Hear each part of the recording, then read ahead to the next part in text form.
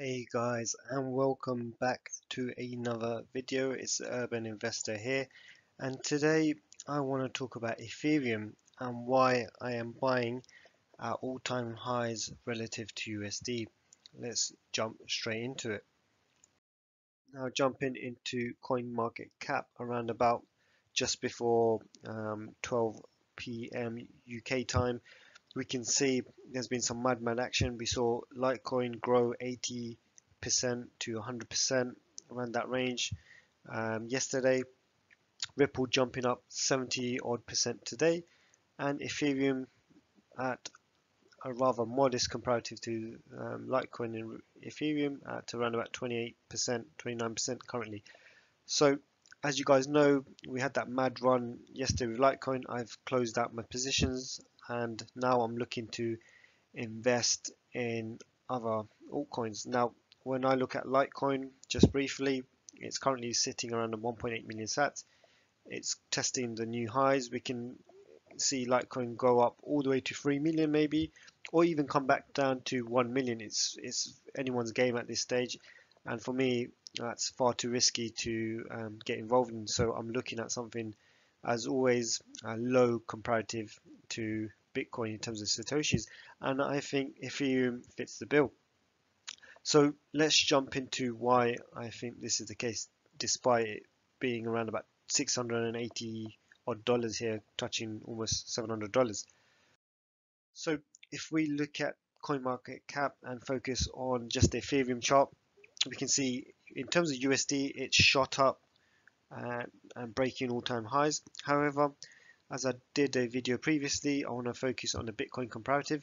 We can see since the massive run around June time, it's gone one way, so it's gone down.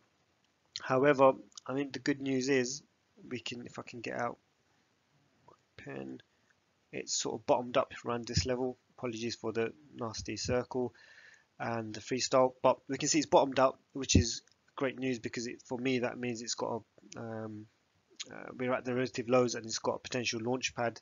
I won't delve into too much because I've got my Bittrex set up in the next slide, which we'll go in more detail. However, I just wanted to show that comparative to Bitcoin, it's very low. It's a steal at the minute, so I wouldn't necessarily be fixated on the fact that we're going to get involved in at $600-700 in terms of that sort of price action. I think it's better off focusing on the Bitcoin comparative because there's a huge potential when we compare to Bitcoin. Now let's jump into the TA. Now focusing on the Bitcoin comparative, I've got the dailies up here.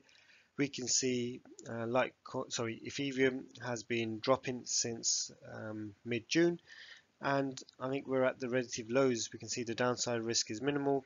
I know comparative to the technical indicators that I usually use, the simple moving averages, it's just about holding the 50 and 21 day, and the 100 day is still some way off it. So I think from a TA perspective, it doesn't look great. However, as you know, I like to use support levels and resistance levels, and at the minute the 4 million has been a key support level, and I know we breached this a few days ago. However, we can see we've quickly run back up to this level, and for me, I think what I'm going to be watching is whether we can hold at this level. Personally, I'm going to be adding regardless. For me, I don't mind holding Ethereum for the long run.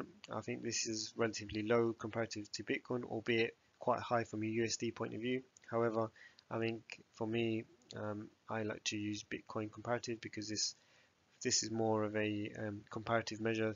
Because if I wasn't holding Ethereum, I'd rather hold Bitcoin. So it's whether what value can you get and the opportunity cost. So if we have scope for growth, that means we're going to be growing higher comparative to Bitcoin. So $700 or $650 around that mark, it doesn't really phase me. I think if it's going to go to 6 million sats or 7 millions, as we'll see, these are the levels I'm looking to sell, then you could easily become $1,000 plus, and therefore you make $400 per coin. So moving on to my sell levels, as I add at the 4 million mark, I am looking to sell at the 6 million.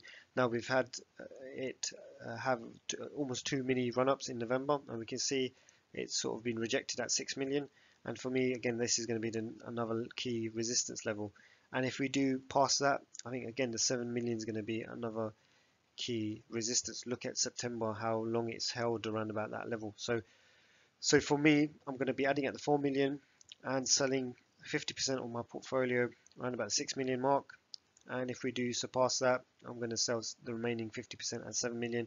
I think it's going to take a while to get back up to the 15 million sat mark in terms of its Bitcoin highs. And for me, I'm looking more of a short-term trade. However, if it doesn't quite pan out like this, then I'm more than happy to hold Ethereum in the long run. As I've said, there's a lot going for it. You've got Casper update coming up. It's making the news on regarding CryptoKitties, so it's in the press, albeit for scalability issues. I think sometimes there's no such thing as bad press. So that's my 2 cents. Just to summarize, I'm not going to get back in Litecoin anytime soon. It can go from its current 1.8 million sat level to anything up to even 3 million. It's at testing new waters. So I think if it can breach the current resistance levels, then the sky's the limit. And equally, it can come back down to 1 million sats. So I think for me, it's far too risky. It's overbought. So I'm not going to get back into Litecoin for a while. And Ethereum at the minute offers a great opportunity, and this is where I'm going to be putting a lot of my gains from Litecoins into Ethereum. So that's it from this video. Please comment, like, and subscribe. And as always, I'll catch you in the next video.